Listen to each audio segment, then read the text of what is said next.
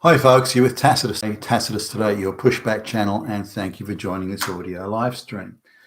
In this essay, I'd like to talk about how it's getting much harder to access medical services. I guess it's more the waiting list and things like that than anything, but I get a bit of an insight into this, not from necessarily my own medical requirements, which are a few, but rather I look after a relative or offer a helping hand to a relative who's quite infirm, and so I take her to the doctor and make sure she's got the right medication and so on. I share this with some other relatives she has, but it seems that probably an inordinate amount of it seems to fall in my lap, but nonetheless I'm happy to do it.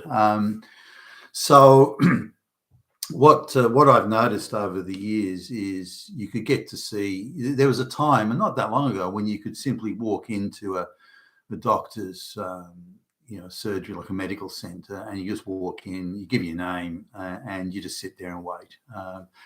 And there'd be a number of doctors there in the medical center, and you'd say you'd wait somewhere between 10 and 20 minutes, you'd get to see the doctor, and that was it. So it was quite handy, particularly when you've got time constraints. This is pre the days of the relative, but that's changed now. You have to book in advance, and the booking in advance really doesn't mean a whole lot. So I for the relative, I book the appointment at 11 a.m. or whatever the time is, and we're lucky if we actually get in to see the doctor before 12, so midday. So typically we're waiting on average, an hour, 50 minutes to sort of 75-minute type range. So, and I take that as just how it is now. Now, it's not that easy when you've got a sort of a relative, an elderly relative who's approaching incontinence and so on. So it has to be something that's sort of managed quite carefully. Now, there seem to be just not enough doctors to go around, but it's not simply that. It's a case where an increasing proportion of the patients don't speak English. And it's often now the case where the doctor speaks some sort of pidgin English from wherever in the world, and then has to somehow communicate with the pidgin English of someone from some other part of the world. And sometimes it's so bad that interpreters have to be brought in. Now, in the case of a doctor that doesn't speak good English and a patient, there is even times when you need two interpreters. The interpreter to interpret from the language that the patient is speaking, then another interpreter to change that into the language that the native language the doctor speaks. So you have these absurd. This is all taxpayer funded, of course.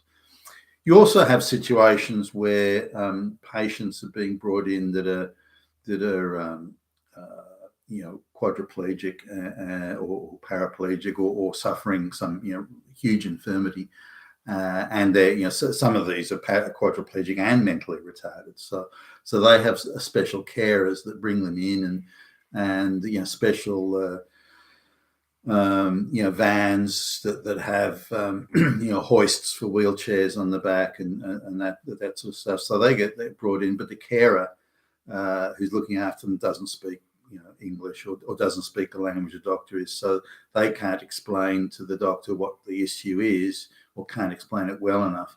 So these consultations just in language translation alone can take a long time, and I'm sure at the end of it the doctor's engaging in just vague guesswork, sort of I think this is the problem, and prescribing medicines and drugs on the basis of speculation rather than knowing actually what they're dealing with.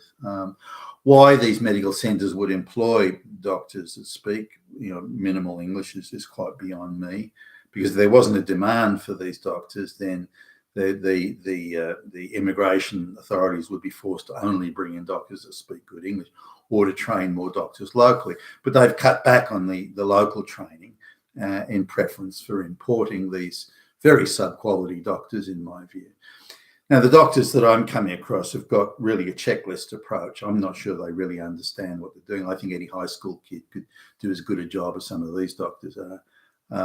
And they just run off a checklist. Now, not only that, but they've got, so if you say you've got, I don't know, like a pain here or there or something like that, then the doctor refers to the checklist. Then they go on the internet, gets you to give the description of what the problem is. Then they type it into the Google search to say, well, it might be this, it might be that, it could be so-and-so, like some novice looks at some sort of medical dictionary to work out, okay, ingrown toenail, do this. And that's the standard that you're seeing now. I mean, seriously, it's school kid level medicine. Now, there's a few things that are happening in background. A lot of the medical centres are now being bought up by big finance. So, international big finance. Now, they wouldn't do this if there weren't, either big tax write-offs or some other benefit government handouts or, bonanza profits or something like, windfall profits or something like that. Now, I noticed they were buying and moving into place on all these medical centres before the COVID thing came along. Now, that's just too much a coincidence for me. I don't believe that was an accident. They were moving into place before the COVID thing came along, so they could reap a financial bonanza from all these folks coming in for vaccinations and boosters and so on. It's just too much of a coincidence. Big money operating in both spheres and quietly moving into place before the big event. So it's classic big money sort of scams there. So anyway, these medical centres, they offer an option. So if you call for an appointment, they'll say, okay, well, you can see if you like the government funded doctor, you can see the doctor, but you're going to have to wait a week. Or if you want same day service and a doctor that speaks good English, you have to pay an extra $50. And so that's how they're separating now. So you can still get the good service, but you got to cough the cash.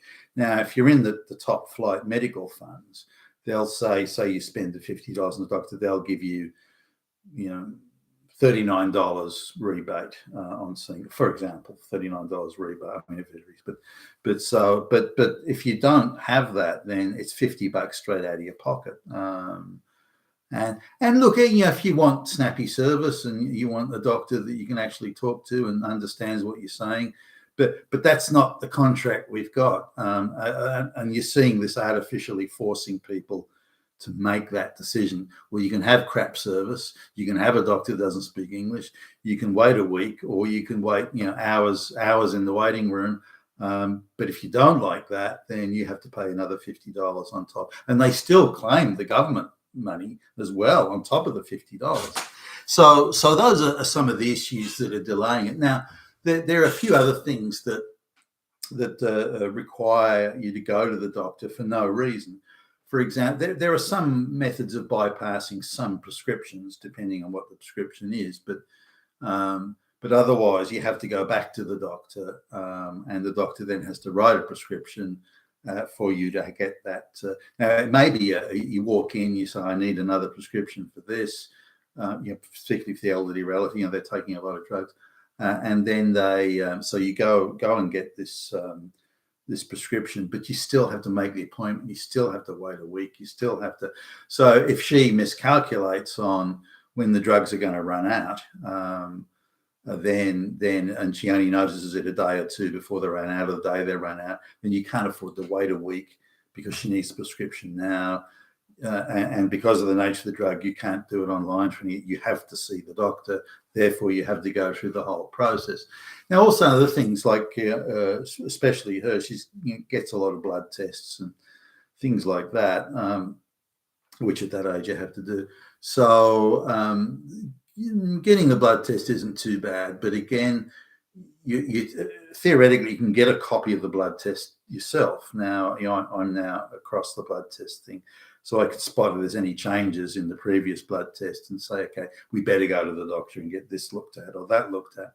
But the the companies doing the blood test, they invariably forget or lose the form. Or, oh no, we didn't get the email address. Oh no, you didn't sign such and such a form. Oh, you didn't tick the box on that. And so they've got this strange way where they go, yes, no problem, Billy Bob. We can send that to but when it comes to it, you just never get it. So you have to go. So that you go to the doctors at the medical centre, so can I have the results of the test? Oh, no, you're not allowed to have that. You have to see the doctor first. So why? It's our policy. It's how it has to be. So you have to get again, you have to do the same thing. Make the appointment, sit in the waiting room forever, and you get in and say, can I have a copy of the oh yeah, here you go. But again, you've had to go through the whole process. So these sorts of silly things artificially inflate the amount of consultations that have to take place. Now, there's a number of scams that operate. For example, and there's huge scams in this, and they try to clamp down on it, but in order to not appear racist, they have to apply the rules uniformly. So with a lot of Asians and Indians and all these sort of, especially student visitors or people just visiting from China or India or some third world country, they come to Australia with the idea of, well, I can get free medical care and a standard of care that I couldn't even dream of in my home country. So I'll come to Australia, I'll just take my cousin's medical card, medical ID card, and I'll just go to the doctor and get all this free medical care. And this is a huge and widespread scam. And I've been to doctors when they've picked up some of these. Your name's not Ching Chang Choi, or that's not you, and so on. So now they've got this thing where you have to produce ID and photo ID. You've got to do this, you've got to do that, things you never had to do before, and you've got to go through it. Then they're recording personal information. Oh fuck! And so you're giving across information that I think's none of their business. But as in personal ID information, just so they can verify you are the person. Now, it isn't white local folks that are causing this problem, but again, they don't appear racist. So the checking in process can be now quite laborious as well, and they stick sort of. I think given so many of the front desk staff are Indians and Chinese now, I think they resent how their diaspora is being treated because of the scams, and so they sort of double down on giving the white folks a hard time, even though the white folks aren't the problem with using fake IDs. So it's the students and the visitors and the the illegals and so on that are doing this. And in fact, there are scams where Chinese folks will sell, will rent, if you like, their medical ID to all sorts of different Chinese people. Just and you see this sort of thing. Like I was in an area and I've been here before, that's nearly all Chinese now, and you go to the main pharmacy in the main street, and it's almost like a frantic grabbing spree that and the Chinese are quite unique in this. You see the Chinese, you see these shopping trolleys, like the large size grocery shopping trolleys, full to the brim with drugs and pharmaceuticals. Like, who are they getting this for? I mean, how many fake IDs are they using to get this shit? And pushing these trolleys out, filled to the brim with again drugs and pharmaceuticals. I mean, where's it all going? What are they doing with it? And you saw this when the pandemic was on, when the Chinese people would arrive in these rented buses. Would arrive, like the whole bus would be full of Chinese, and they just all file into the supermarket. And this is when, say, toilet paper was a limit, or other things, limited to two per customer, and they just file into the supermarket, 20 or 30 or 40 of them, or multiple buses, and they'd all get the limit two each, and all file out, like in this massive group, and back into the bus and drive on to the next supermarket and so on. but the grabbing and the sort of the frantic, the heavy breathing as they were grabbing these things, it's a sight to watch. And you see the same thing in the pharmaceuticals, that same attitude. So goodness knows what they're doing, hoarding it perhaps. I don't know. So those are big issues. But now onto the sheer logistics of the hard numbers.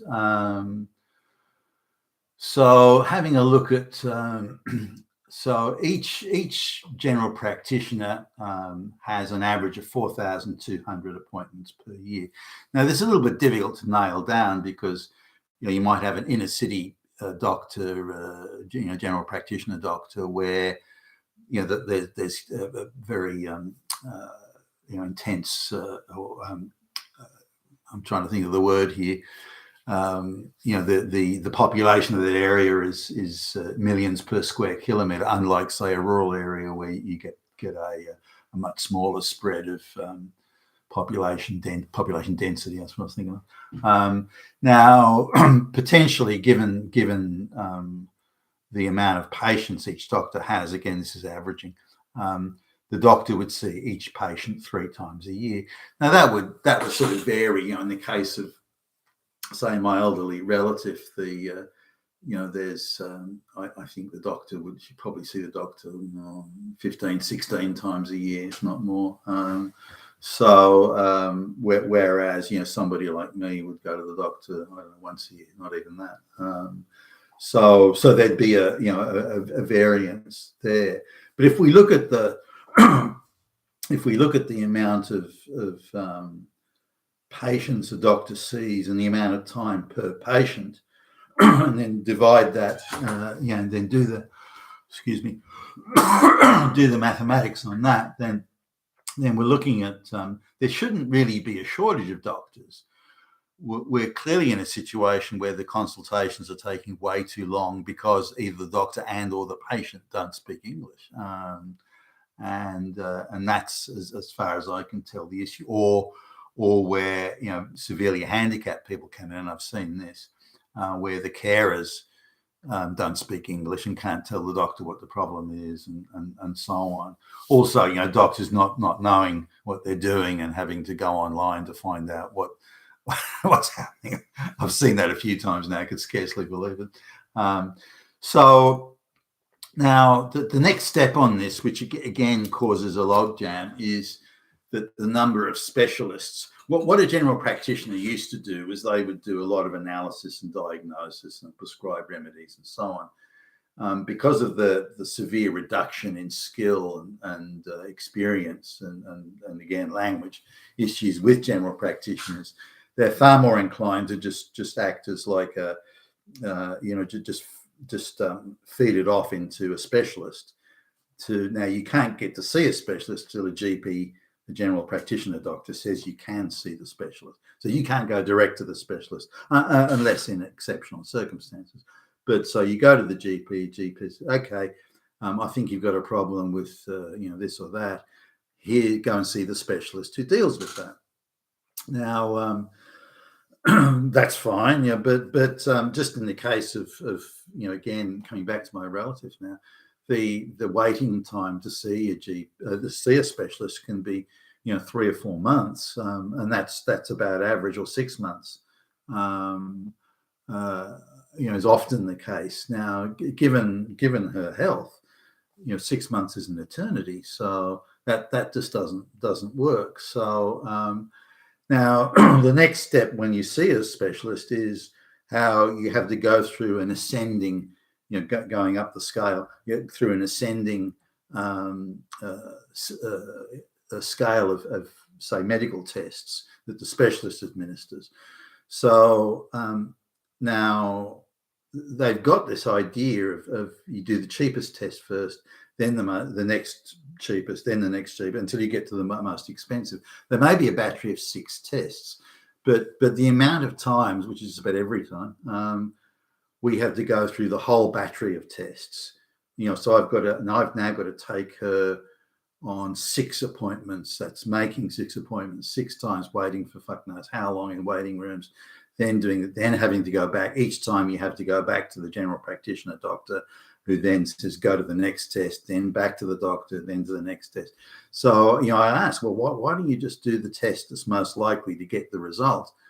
Because clearly the problem is around this level. Why do an entry-level test that's not going to give you the result? So that's just how it is. So they create work for themselves and create repeat visits and so on, and it's just churning taxpayer money round and round until finally they get to the top level test or the next to the top level, which again is more expensive. I get that, but that's the one that yields the result and says, okay, well, now this is the problem. Now we can take the relevant medical action to address your health on this issue. But look at the time that's been spent as it goes round and round and the back and forth. It looks like a bunch of amateurs just running around, bumping into each other, falling over each other. And to me, with that sort of the engineering type mindset, I look and say, why are you wasting your time going around in circles? Just get down and do the business. And this is generating a huge amount of repeat visits to the GP. So I see the problem with getting to see a GP is organisational as much as it is also relating to GPs and patients that don't speak English, due to mass migration, of course, the aforementioned scams. You've been with Tacitus today, your Pushback channel. Thank you for listening.